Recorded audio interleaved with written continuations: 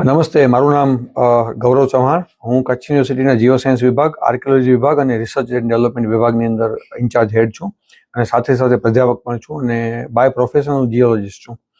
આપણે વાત કરીએ તો હમણાં જ રિસેન્ટલી જે ન્યૂઝ આપણે ચર્ચામાં છે કે કચ્છની રણની જે ઇન્ડો પાક બોર્ડર છે એ વિસ્તારની અંદર વેસ્ટર્ન ગ્રેટ રન ઓફ કચ્છની અંદર એક અલગ જ આર્કિયોલોજીકલ સાઇટ મળી છે.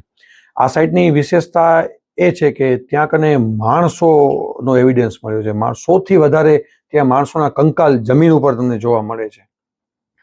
શરૂઆતમાં 2024 પહેલા BSFના ઓફિસર્સે પેટ્રોલિંગ દરમિયાન આ સાઇટને જોઈ હતી અને અચાનકથી આટલા બધા માણસો દેખાય એટલે એને ઉજળા હુઆ ગાંવ કહેતા અથવા તો બરબાદ ગાંવ કહેતા. જ્યારે 2024માં BSFએ અત્યારે હાલમાં જે સ્ટેચ્યુ ઓફ યુનિટીમાં શ્રી નારાયણ માધુ છે એડિશનલ કલેક્ટર, એઓને માહિતી આપી કે આ પ્રકારનું કંઈક છે અને યોગાનુયોગ કચ્છ યુનિવર્સિટીના કુલપતિ ત્યાં કોઈક મિટિંગમાં હોય તો માધુ સાહેબે કુલપતિશ્રીને કીધું કે તમારા કચ્છમાં આવું કંઈક છે. એટલે કુલપતિએ મને ફોટા આપી અને મને કીધું કે આ સાઇટ આપણે ગોતવાની છે અને આની ઉપર બહુ સારું રિસર્ચ થઈ શકે છે. એટલે માણસોને જોયા અને આ બધી સાઇટ જોઈ એટલે હું પણ બહુ એક્સાઇટેડ હતો. BSFની મદદથી, કલેક્ટર ઓફિસની મદદથી આ સાઇટને મેં ફાઇનલી 2024માં શોધવાનો પ્રયાસ કર્યો અને હું શોધી શક્યો. હું જ્યારે ત્યાં ગયો તો હું પોતે એકદમ પહેલાં તો મતલબ શોક થઈ ગયો કે આટલા બધા લોકો, મતલબ લેડીઝ છે, જેન્ટ્સ છે ત્યાં કને, અને બધેની બરિયલ પેટર્ન પણ એક સિસ્ટમેટિક બધે બરી કરેલા છે, બરાબર ને, જેનું માથું નોર્થમાં છે, પગ સાઉથમાં છે અને વેસ્ટ તરફ બધેનું મોઢું છે. એટલે કોઈક ધાર્મિક માન્યતા પણ હોઈ શકે છે અને આટલા બધા લોકોનું ત્યાં કને એક સાથે બરી થાવું મતલબ કોઈક હોનારત પણ થઈ હોઈ શકે છે.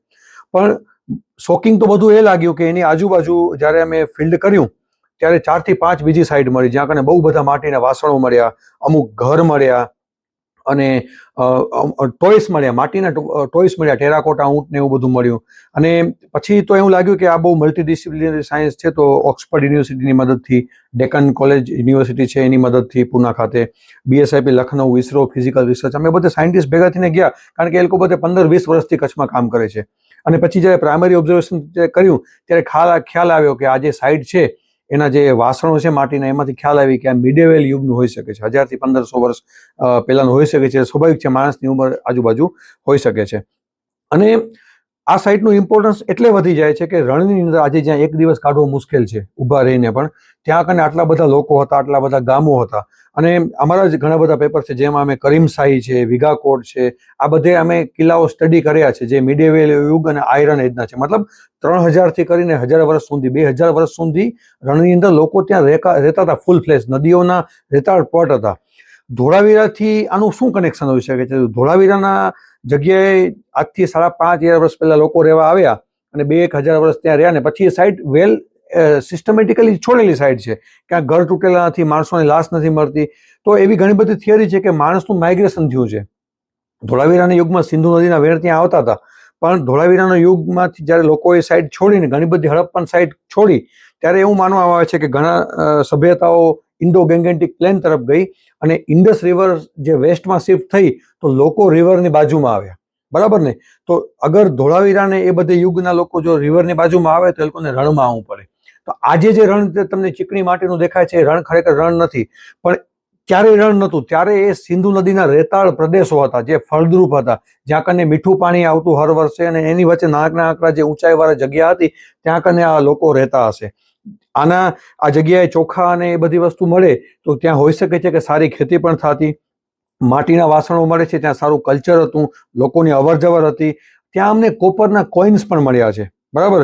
એટલે એની ચલણ પણ વિગાકોટ અને પાકિસ્તાનની આજુબાજુ સાઇડ છે જેમ કે કિરિયો કોટ છે, કંજરકોટ છે, રહીમકી બજાર છે, મરકાન છે, કોટ ખાડી છે. આ બધી સાઇડથી જે રિસર્ચ થયું છે એના બધે અસ્મીઓને મળે છે. અને પ્રાઇમરી હિસ્ટ્રીનું ડોક્યુમેન્ટ સ્ટડી કર્યું તો એવું લાગે છે કે સુમરા ડાયનેસ્ટી હતી એના સાથે આનું કાંઈક લેવા દેવા છે. અત્યારે જમીનની ઉપર કંકાલ દેખાવો મતલબ કે એમને તો દેખાય ને. આજે કોઈ પણ કંકાલને આપણે જો બરી કરવો હોય, સિસ્ટમેટિક કરી એને દફન કરીએ તો 3 ફૂટનો ખાડો ખોદવો પડે. એની અંદર આપણે એની વિધિ કોઈ પણ કરતા હોય છે, પણ આ તો સરફેસ ઉપર દેખાય છે. એનો મતલબ કે કોઈ પણ એવી હોનારતના કારણે જમીન ઉપર આવી હોય કે ઉપરની બધી માટી ધોવાઈ ગઈ હોય અને આ કંકાલ તમને જોવા મળે છે.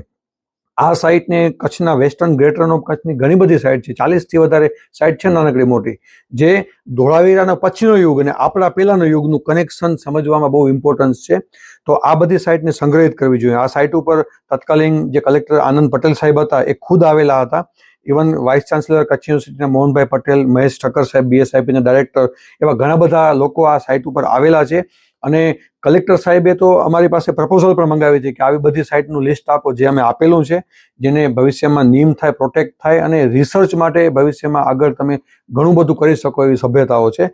તો હું તો એમ કહું છું કે ગ્રેટ રન ઓફ કચ્છ જે છે એ આજે જે દેખાય છે, પહેલાં તો નારાયણ સરોવરની ઉપર કોટડી, લખપતની ઉપર કોટડી ફોર્ટ છે, વસ્તા બંદર ક્રીકની અંદર છે, એવા અસંખ્ય કિલ્લાઓ છે જે રણની અંદર છે, જેની શોધખોળ થાય તો આપણે હ્યુમનનું ઇવોલ્યુશન અને આપણે એક સમજ પડે કે ભાઈ ગમે એટલો ડેવલપમેન્ટ થતું હોય પણ જો આપણે કુદરતની સામે આપણે કાંઈ નથી, કુદરતી આપત્તિઓથી આપણે સાચવવું પડે.